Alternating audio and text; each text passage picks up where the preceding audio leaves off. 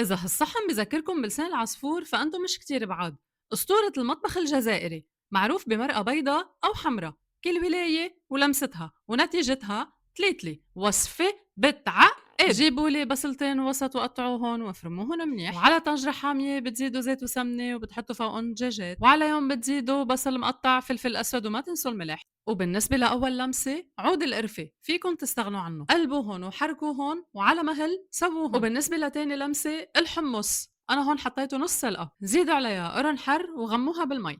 وبعد 30 دقيقة يا ويلي على هالروايح، شو اللمسة عندكن؟ اكتبوا لي بالتعليقات. شيلوا الدجاجات ومباشرة على الفرن حمروهم. وأنا من جماعة اللي بحمس تليتلي، وإذا ما بدكم تحمسوا فيكم بالزيت تفركوه، وبعد التحميص مباشرة على التفوير. وبالمختصر المفيد فورت التليتلي 3 مرات، وكل مرة تركته 10 دقايق، وبأول تفويرة زدت عليه مرقة الطبخة وريحته تيشرب الصوص، زدت عليه ملح ومباشرة عتاني تفويرة. هاي الطريقة التقليدية لتفوير تليتلي، بس في طريقة أسهل من هيك بكتير ببقى بعملكم إلها فيديو. وبتالت تفويرة حطيت عليه قطع زبدة وحركتهم منيح، وهالمرحلة اختيارية للي ما بحب يشوف قطع بصل بالمرقة.